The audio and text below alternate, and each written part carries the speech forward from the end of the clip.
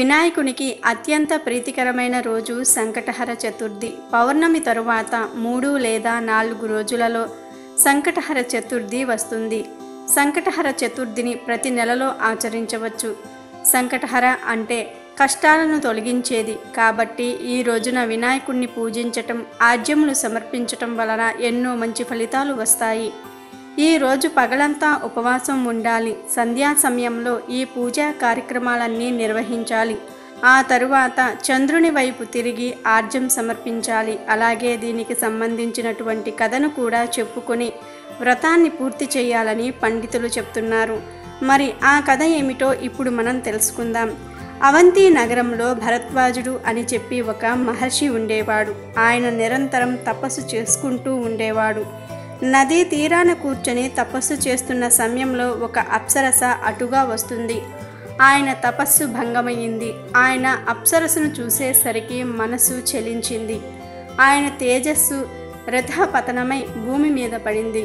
ఆ తేజస్సు వలన ఒక ఎర్రటి కుమారుడు ఉద్భవించాడు. మందార పువ్వులాగా ఎర్రగా ఉండే జటాకుసుముడు ఉద్భవించాడు.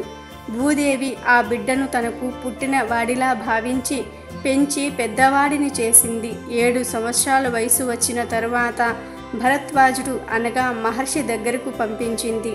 భరద్వాజ మహర్షి తన కుమారుని స్వీకరించి ఉపనయనం చేసి గణపతి మంత్రాన్ని ఉపదేశం చేశారు. ఆ కుమారుడు నర్మదా నది తీరంలో ఘోరమైన రీతిలో గణపతి మంత్రాన్ని ఉపాసించాడు. తపస్సు చేస్తూ ఉండగా చంద్రోదయ సమయంలో గణపతి దర్శనం జరిగింది. ఆ రోజున బహుళ చవితి తిథి. అప్పుడు గణపతి, ఏ కోరికతో నువ్వు తపస్సు చేస్తున్నావు అని అడుగగా అప్పుడు ఆ బాలుడు 3 కోరికలు కోరాడు. దేవతలందరిలాగా నాకు అమృతపానం అవకాశం కావాలి. అలాగే 2వది నా పేరు శుభప్రదమైనటువంటి పేరుగా మారాలి. మంగళవాచకం కావాలి. 3వది నువ్వు ప్రత్యక్షమైన ఈ సమయంలో నిన్ను ఎవరైతే పూజిస్తారో వారికి ఉండే సంకటాల నుండి బయటపడేసి మేలు చెయ్యాలి అని చెప్పి కోరుకున్నాడు. కోరిన విధంగానే గణపతి కుజుణ్ణి అనుగ్రహించటం జరిగింది. కు అంటే భూమి. భూమికి పుట్టిన వాడు గనుక కుజుడు అనే పేరు వచ్చింది. గణపతి ఇచ్చిన వరం ప్రకారం దేవతలతో పాటు అమృతపానం చేసే అవకాశం వచ్చింది.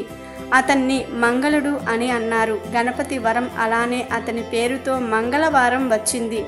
3వది సంకటహర చతుర్థి నాడు గణపతిని సాక్షాత్కరించే సమయంలో గణేశుణ్ణి పూజిస్తే కష్టాలన్నీ పోతాయని సాక్షాత్తు గణపతే వరం ఇచ్చాడు. కనుక ఈరోజు అనగా సంకటహర చతుర్థి నాడు గణపతిని పూజించుకుని చంద్రునికి ఆర్జ్యం ప్రసాదం చేస్తే కష్టాలన్నీ పోతాయి. చంద్రునికి జలం, పుష్పములు, అక్షింతలు, ఆర్జ్యం సమర్పించాలి. ఒకవేళ ఈ సంకటహర చతుర్థి మంగళవారం నాడు వస్తే దానినే అంగారక చతుర్థి అని కూడా అంటారు. ఇలా చాలా అరుదుగా వస్తుంది. అలాగే ఎంతో ప్రశస్తమైనది కూడా. వీడియో నచ్చితే లైక్ చేయండి, షేర్ చేయండి, బట్ సబ్స్క్రైబ్ చేసుకోవడం మర్చిపోవద్దు.